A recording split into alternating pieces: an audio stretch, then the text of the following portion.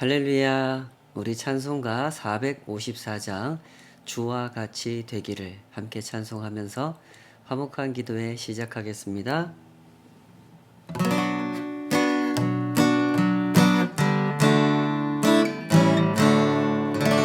주와 같이 되기를 내가 항상 원하니 온유하고 겸손한 주의 마음 주소서. 세상에서 우리가 나그네로 있을 때 주의 형상 닮아서 살아가게 하소서. 비록 작은 새라도 돌보시는 나의 주 나와 함께 계시어 나를 지켜주소서. 마음이 깨끗하기를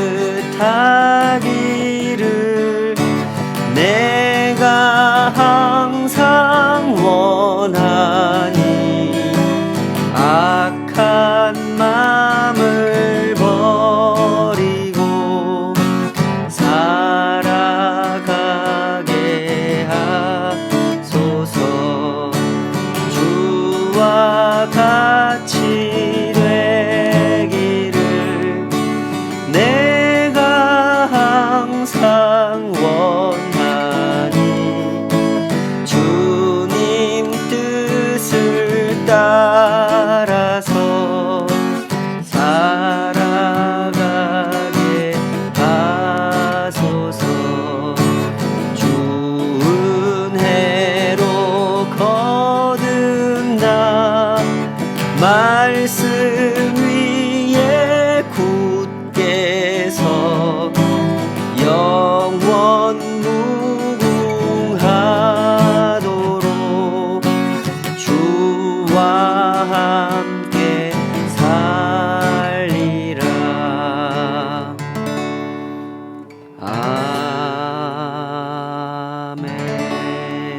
아멘. 아버지 하나님, 이 시간도 주님 앞에 엎드립니다. 저희들이 얼마나 연약한 마음을 가지고 살아가는지, 얼마나 부족한 모습을 가지고 살아가는지 주께서 아십니다. 저희 또한 그 사실을 부정할 수 없어 주님 앞에 엎드립니다. 주께서 붙잡아 주시지 않으면 한순간도 서 있을 수 없음을, 주님께서 인도하시는 그 길을 따라갈 수 없음을 주여 우리가 아오니 우리를 불쌍히 여겨주시옵소서. 주와 같이 되기를 사모하는 그 마음 가지고 엎드리오니 우리를 친히 가르치시고 우리의 마음을 빚으시며 새롭게 하여 주시옵소서. 예수님의 이름으로 기도하옵나이다. 아멘. 사무엘상 11장 1절에서 15절까지 오늘 주신 말씀으로 오라 우리가 길갈로 가서 하는 제목으로 함께 하나님 말씀 헤아려 보도록 하겠습니다.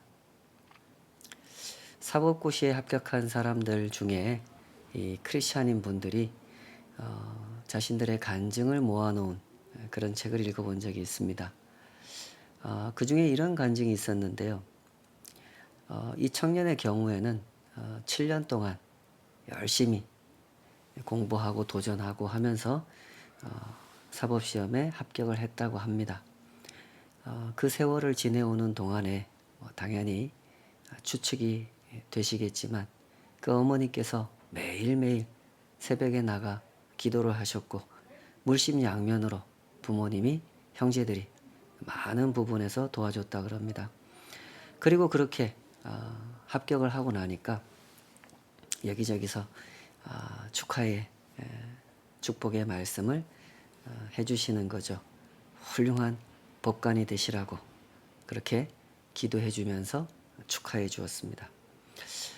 그런 인사를 받으면서 한편으로는 감사했지만 또 한편으로는 그런 인사, 그런 축하를 좀 피하고 싶은 그런 마음도 들더랍니다.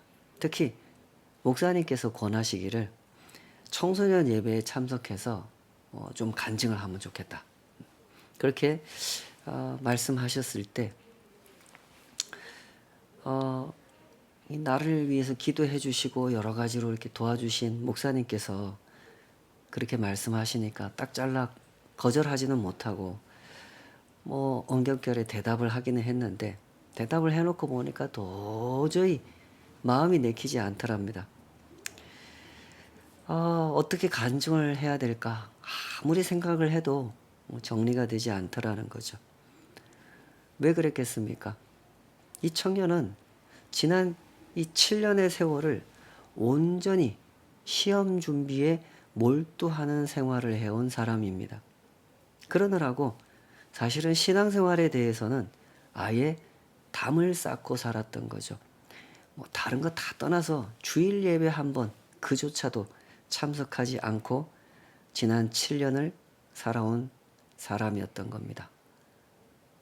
아무리 생각해봐도 지난 7년 동안 내 마음속에 내가 단 한순간도 하나님을 진지하게 생각해 봤던 적이 없었더라. 그런 생각이 들더라는 거죠. 그래서 도저히 간증할 엄두가 나지 않더랍니다. 청소년들 앞에 서가지고 뭐라고 간증을 하겠습니까?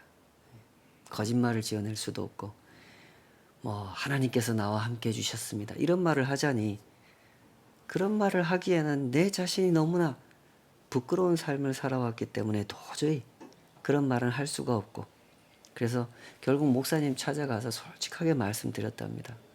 목사님, 저는 도저히 간증을 못하겠습니다.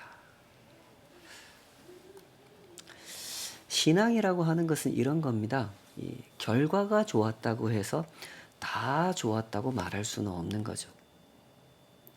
관계라고 하는 것이 그런 거죠. 하나님과 그 백성 사이의 관계를 어찌 결과로만 말할 수 있겠습니까? 하나님과 그 백성 사이에는 결과보다 더 크고 더 중요한 것이 있죠. 그런 점에서 우리는 성경에 언급된 전쟁 기사나 치유 기사 같은 그런 본문을 대할 때 유념해야 할 점이 있습니다. 결과를 중심에 놓고 본문을 해석하려고 해서는 안 되는 겁니다. 좋은 결과가 나왔으니까, 전쟁에서 승리했으니까, 질병이 치유가 됐으니까, 귀신이 쫓겨 나갔으니까, 그 어려운 사법시험에 합격했으니까 하나님이 함께 하신 거다. 딱 마침표를 찍어버리는 그런 해석은 조심해야 된다는 거죠. 사실은 그 결과를 둘러싼 더 많은 이야기들이 있고 더 중요한 이야기들이 있다는 것을 놓치지 말아야 되는 겁니다. 오늘 본문도 그렇고 성경에 등장하는 많은 이야기들이 그렇죠. 출애굽 사건만 해도 그렇지 않습니까? 결과적으로 출애굽은 성사됐고 애굽은 심판을 받았습니다. 그러나 하나님께서 그토록 신실하게 일하실 때 이스라엘은 어떤 모습으로 서 있었습니까? 불평하고 원망하고 우상 숭배하면서 하나님께서 인도하시는 방향과는 정반대의 모습으로, 정반대의 방향으로 달려가면서 참 못난 모습을 보였던 이스라엘은 그런 모습을 하고 있었죠. 그럼에도 불구하고 하나님의 신실하심과 긍휼하심으로 이스라엘은 구원을 받았고 결국 약속의 땅에 들어가게 됐습니다. 그러니 성경이 말씀하려고 하시는 것이 무엇이겠습니까? 결과에만 집착하지 말라 하시는 거죠. 이랬든 저랬든 이스라엘 백성은 구원을 받았고 출애굽했고 약속의 땅에 들어갔다. 그러니까 복 받은 거다. 이렇게 결론 내릴 수 없다는 겁니다. 하나님의 백성으로서 구원받았고 인도하심을 받았다면 하나님의 백성답게 그 부르심의 길을 따라가야 한다. 그게 더 중요한 거다. 그 말씀을 하려고 하시는 거죠. 그러므로 성경이 인도하는 방향을 따라 오늘 본문을 잘 이해해 보도록 하십시다. 백성들이 왕을 요구했고 하나님께서 응하심으로써 이스라엘의 왕이 세워졌습니다. 그러나 왕정 제도는 제대로 운영되지 않았습니다. 왕으로 세워졌던 사울은 왕이 되지 않으려고 피해 다녔고 이스라엘 백성들은 이스라엘 백성들대로 왕으로 세워진 사울을 제대로 옹립해서 왕으로서의 역할을 감당하도록 지원하는 그런 역할을 감당하지 않았습니다. 그러다 보니 이렇게 국가적 위기 상황을 맞이하고도 왕정이 제대로 작동하지 않았던 거죠. 암몬 사람 나하스가 길르앗 야베스를 침공하러 왔는데 야베스의 장로들이 어떻게 합니까? 왕을 찾지 않아요. 사람들에게는 언제나 이런 착각이 있죠. 제도를 만들어 놓으면 돌아간다라는 착각이 있습니다. 간혹 부모님들 중에도 이렇게 착각하는 분들이 있죠. 애들 학원에 보내놓으면 과외 선생님 붙여놓으면 애들이 공부를 할 거다라고 생각하시지만 착각인 경우가 많죠. 사람은 그런 존재가 아닙니다.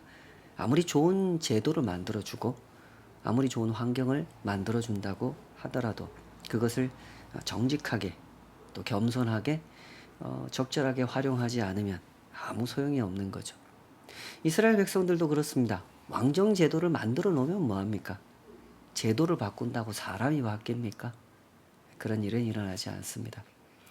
언약에 대하여 신실하지 못했고 하나님에 대하여 교만했던 이스라엘은 여전히 문제만 만들어내는 그런 삶을 반복하고 있었죠. 오늘 본문이 이렇게 시작합니다. 11장 1절 암몬 사람 나하스가 올라와서 길르앗 야베스에 맞서 진침해 야베스 모든 사람들이 나하스에게 이르되 우리와 언약하자 그리하면 우리가 너를 섬기리라 하니. 보시는 바와 같이 오늘 본문은 신속하게 전쟁의 시작을 알려주고 이야기를 전개해 나갑니다. 그러나 같은 대목을 다루는 사해사본은 이 대목을 조금 더 상세하게 다뤄주고 있죠. 들어보셨겠습니다만은 성경에는 많은 사본이 존재하는데 그 중에서 가장 권위 있는 사본이다라고 인정되는 사본을 택해서 번역을 해서 오늘날 우리가 읽고 있는 그런 상황인데요. 우리 개역개정역은 마소라 사본이라는 사본을 근거로 번역된 성경이죠. 그러다 보니까 이렇게 아주 간략하게 이 나하스가 이스라엘을 침공한 이야기를 간략하게 요약하고 있습니다만은 사해사본은 조금 더 이 내용을 상세하게 설명해주고 있는데요. 그 사해사본의 설명을 우리가 함께 곁들여서 보면 이 상황을 조금 더 자세하게 이해할 수 있게 되는 거죠. 사해사본의 설명에 의하면 10장에 보면 미스바 집회가 열리지 않습니까? 그리고 그 과정을 통해서 사울이라는 사람이 왕으로 지명되고 한 달쯤 지난 다음에 암몬 왕 나하스가 갓 지파와 르우벤 지파를 공격하는 전쟁이 시작이 됩니다. 그러니까 오늘 본문이 나하스가 길르앗 야베스를 침공하기 전부터 한 달 전에 이미 전쟁이 시작된 거죠. 그래서 나하스가 승리합니다. 승리하는 과정 속에 나하스는 이스라엘 군인들의 오른쪽 눈을 빼면서 이 승리의 이런 그 승자로서의 지위를 분명하게 나타내는 그런 조치를 취하고 있는 중이었죠. 그렇게 전쟁이 지속되는 가운데 이 전쟁에서 패배한 7,000명의 이스라엘 군사들이 도망가다가 길르앗 야베스 지역으로 피신을 하게 됐다는 거죠. 그러니 이 암몬 왕 나하스가 그들을 추격해서 여기까지 쫓아온 겁니다. 그래서 길르앗 야베스를 포위했다는 거죠. 이때 이 길르앗 야베스의 지도자들이 암몬과의 전면전을 피하고 싶었습니다. 당연히 그런 생각이 들었겠죠. 그래서 타협안을 제시합니다. 싸우지 말고 조약을 맺읍시다. 우리가 조공을 바치겠습니다. 당신들을 섬기겠습니다. 그러니 싸우지 맙시다. 이렇게 제안을 하자 암몬 왕도 그 제안을 거절할 이유가 없죠. 근데 그냥 동의해 주는 것이 아니라 하나의 조건을 덧붙입니다. 11장 12절 암몬 사람 나하스가 그들에게 이르되 내가 너희 오른 눈을 다 빼야 너희와 언약하리라. 내가 온 이스라엘을 이같이 모욕하리라. 여기서 잠시 그 오른쪽 눈을 빼는 관습에 대해서 좀 살펴봐야 되겠죠. 양 진영이 함께 전쟁을 벌이고 승리한 쪽에서 패배한 사람들의 오른쪽 눈을 빼는 관습은 이 고대의 국제 관계 속에서 실제로 존재했던 일이고 이런 걸 왜 하느냐 두 가지 목적을 두고 하는 조치라는 거죠. 첫째로 한쪽 눈을 빼면 당연히 시력이 약화되겠죠.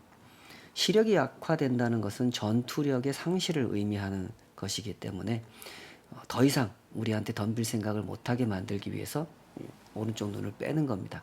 그리고 두 번째 의도는 이제 심리적인 거죠. 상대에게 굴욕감을 줌으로써 저항하지 못하게끔 그런 심리적인 압박감을 주는 겁니다.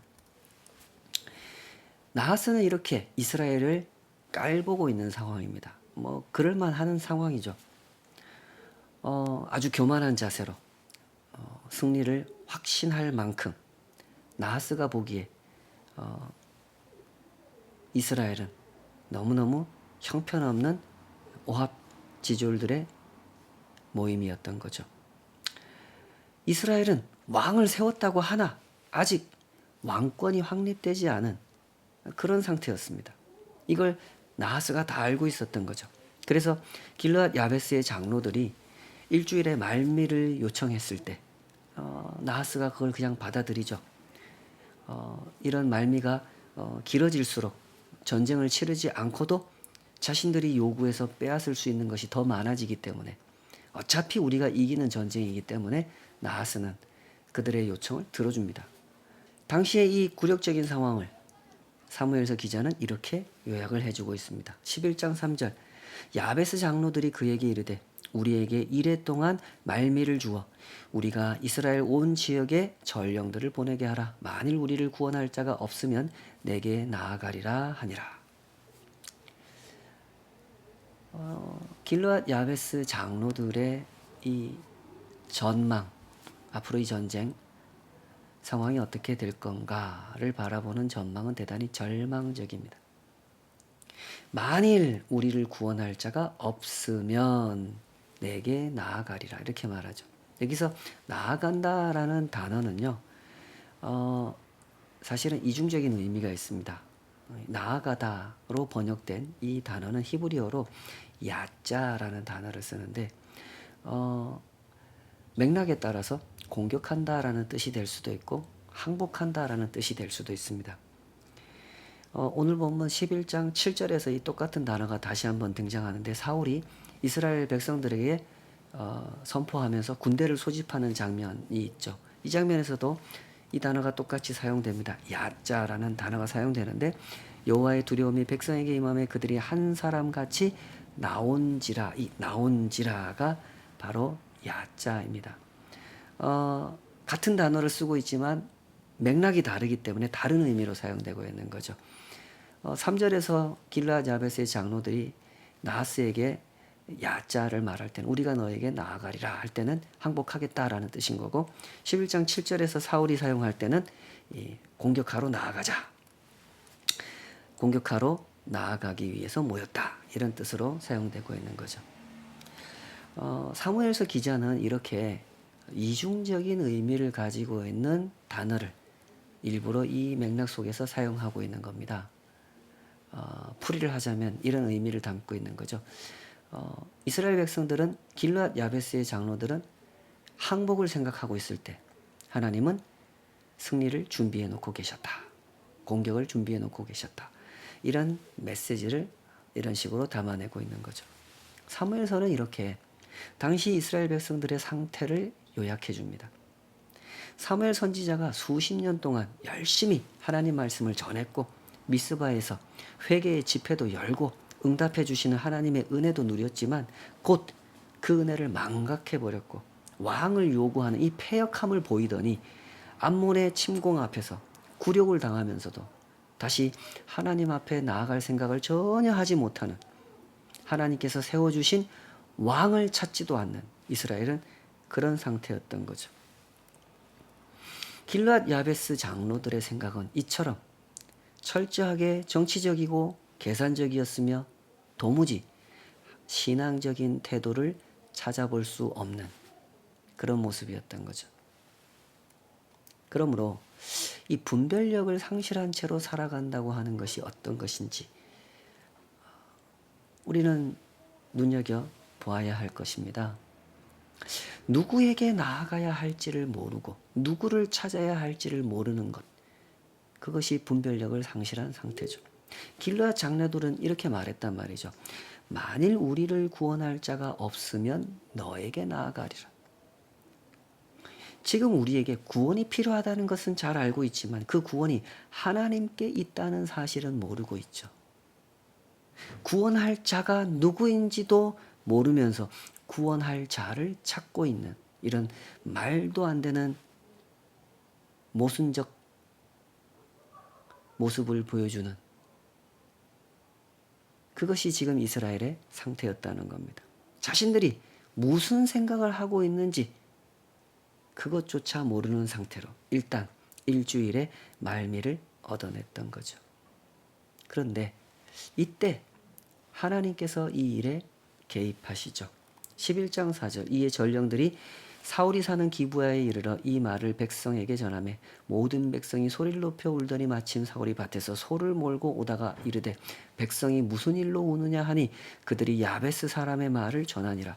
사울이 이 말을 들을 때에 하나님의 영에게 크게 감동되며 그의 노가 크게 일어나 한 겨리의 소를 잡아 각을 뜨고 전령들의 손으로 그것을 이스라엘 모든 지역에 두루 보내어 이르되 누구든지 나와서 사울과 사무엘을 따르지 않으면 그의 소들도 이와 같이 하리라 하였더니 여호와의 두려움이 백성에게 임하매 그들이 한 사람같이 나온지라. 도무지 답이 안 나오는 이 사람들을 위해 하나님께서 임하십니다. 그러자 왕정제도가 작동하기 시작하죠. 마치 사자들을 세워 일하셨던 그때처럼 사울 왕에게도 하나님의 영이 임하시고 백성들에게도 여호와의 두려움이 임하자 비로소 하나님의 군대가 조직이 되고 암몬과의 일전을 벌여 승리를 얻게 되죠. 그러므로 이 사무엘서가 강조하려고 하는 것이 무엇인지 잘 보시기 바랍니다. 하나님께서 일하시지 않으면, 그 은혜가 아니면 아무것도 작동하지 않는다, 이 얘기를 하시는 겁니다. 그러나 당시 이스라엘 백성들은 이런 사실을 전혀 생각하지 않고 있었단 말이죠. 승리를 거두기 전에도 승리를 거둔 후에도 이스라엘 백성들은 이걸 생각하지 않았습니다. 왜 이런 걸 몰랐을까요? 하나님을 진지하게 생각해 본 적이 없었고 하나님을 간절히 바라본 적이 없었기 때문에 몰랐던 거죠. 사람의 마음은 이렇습니다. 승리를 경험했다고 해서 승리의 주인이신 하나님을 즉각 알아보는 사람은 그런 존재가 아니죠. 11장 12절, 백성이 사무엘에게 이르되 사울이 어찌 우리를 다스리겠느냐 한 자가 누구니까 그들을 끌어내소서 우리가 죽이겠나이다. 이게 당시 이스라엘 백성들의 상태인 겁니다. 그들은 승리의 감동에 도취되었습니다. 마치 이 승리를 사울 왕과 사무엘 선지자와 그리고 자신들이 만들어낸 것처럼 그들은 의기양양했죠. 그래서 사울 왕을 비웃은 사람들, 그 사람들을 우리가 죽이겠다 라는 생각을 했던 거죠. 그러나 사울이 나서서 그들의 뜻을 가로막았습니다. 13절, 사울이 이르되 이날에는 사람을 죽이지 못하리니 여호와께서 오늘 이스라엘 중에 구원을 베푸셨음이니라. 잘 보십시오. 사울도 이렇게 멋있을 때가 있었습니다. 하나님을 생각하는 사울. 그때는 사울도 멋있었다는 거죠. 구원은 오직 하나님께로부터 나온다 라는 사실을 생각하는 사울. 그는 하나님께서 하신 일 앞에서 겸손하게 자기 역할을 수행할 줄 아는 그런 왕이었습니다. 사무엘 선지자가 이 모습을 다 지켜본 후에 백성들에게 권면을 하죠. 14절 사무엘이 백성에게 이르되 오라 우리가 길갈로 가서 나라를 새롭게 하자. 백성들은 사무엘의 권면을 받아들였고 그렇게 해서 길갈 집회가 열리게 됩니다. 7장에서는 우상을 버리고 하나님께 돌아가는 그 회개를 결단하는 집회, 미스바 집회가 열렸었죠. 그리고 나서 블레셋을 무찌르고 영토를 회복하는 일이 있었습니다. 세월이 흐른 후에 이제 암몬을 물리치고 길갈에 모이려고 합니다. 이 백성들을 모아서 무엇을 하겠다는 것일까요? 나라를 새롭게 하자 그랬죠. 나라를 새롭게 한다라는 것은 다소 복합적인 의미를 내포한 말이죠. 우선 왕정 제도를 제대로 확립하자는 뜻이 이 말 속에 내포되어 있습니다. 사울이 왕으로 세워지기는 했으나 제대로 즉위식을 갖지 못한 상태였고 제대로 이 왕으로서 활동할 수 있는 조건이 갖춰지지 못한 상태였으니 이 문제를 제대로 공식화시키자라는 것이었죠. 그리고 그보다 더 중요한 것, 이 나라가 하나님의 나라라는 것을 확실하게 하자. 그런 뜻을 담고 있는 말인 겁니다. 나라를 새롭게 하자라는 말은 그런 뜻인 거죠. 때문에 사무엘상 12장은 사무엘의 그런 의도를 보다 자세하게 설명해 주는 내용으로 채워지게 되는 겁니다. 그러므로 오늘 이 말씀을 잘 정리해 보십시다. 사무엘서가 강조하는 건 이겁니다. 결과에 주목하지 말고 하나님을 주목해야 된다라는 거죠. 사무엘 선지자는 그 초점을 잘 알고 있었습니다. 모두가 승리에 도취되어 있을 그때 사무엘은 무엇이 가장 중요한지 알고 있었고 그것을 주목하도록 백성들을 권면하고 안내했죠. 전쟁에서 이겼다는 것, 사울이 왕으로서 그 임무를 성공적으로 수행했다는 것, 그것보다 더 중요한 것이 있다는 사실, 그것을 사무엘은 놓치지 않고 있었던 겁니다. 우리의 신앙 여정은 바로 이런 사실을 배우는 과정이라는 것, 그걸 잘 이해하셔야 됩니다. 결과에 주목하지 말고 하나님을 주목해야 된다. 이걸 잘 배우는 것이 우리의 신앙 여정인 것입니다. 하나님께서 자기 백성에게 주신 신앙의 길이라고 하는 것은 어떤 결과물을 얻게 해주려고 인도하시는 길이기보다는 결과물이 없다는 뜻이 아닙니다. 결과물이 분명히 있습니다. 풍성한 결과물이 있습니다. 그러나 그보다는 함께 하시는 하나님을 바라보게 하시는 길이다. 그것이 신앙의 길이다라는 사실을 잘 이해하셔야 됩니다. 암몬이든 블레셋이든 질병이든 전쟁이든 그런 것들이 하나님 앞에서 무슨 장애물이 될 수 있겠습니까? 사람이 보기에 그거 대단히 커 보이고 그것 때문에 곧 망할 것 같고 우리 아무것도 못할 것 같은 그런 두려움을 느끼게 되기도 하지만 사람의 눈으로 볼 때 그런 것이지 하나님 앞에 그런 것들은 아무것도 아니란 말이죠. 하나님께서는 바로 그런 사실을 가르치려고 하시는 겁니다. 그러나 이스라엘은 어땠습니까? 하나님께서 가르쳐 주려고 하시는 것을 잘 배우려고 하지 않았죠. 그들은 자꾸 결과물에만 집착하는 경향을 보였습니다. 그러느라고 함께 하시는 하나님을 바라보지 못했죠. 오늘을 살아가는 우리는 어떻습니까? 우리도 역시 이런 부르심 앞에 서 있죠.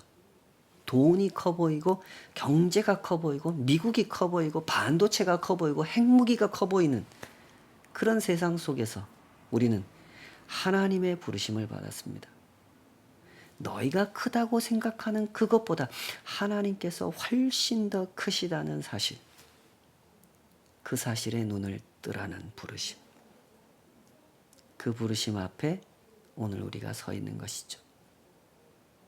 이 부르심을 어떻게 감당하고 계십니까? 부디 정직하고 겸손하게 부르심의 길을 따라가시기를 축복합니다. 그리하여 하나님의 통치 아래 살며 그 일하심에 참여하는 참된 복을 충만하게 누리시기를 주님의 이름으로 축복합니다. 기도하겠습니다. 아버지 하나님, 우리의 눈을 밝혀주시고 마땅히 주목해야 할 것을 주목하도록 다시금 우리 영혼을 깨우시는 주님의 섭리를 찬양합니다. 그 가르침 앞에서 주여 우리의 눈이 정직해지게 하여 주시옵소서. 우리 마음이 겸손해지게 하여 주시옵소서. 하나님 외에 그 어떤 것도 큰 것은 없음을 볼 수 있게 하여 주시고 고백할 수 있게 하여 주시고 그렇게 하나님 가시는 길을 따라갈 수 있도록 우리를 꼭 붙잡아 주시옵소서.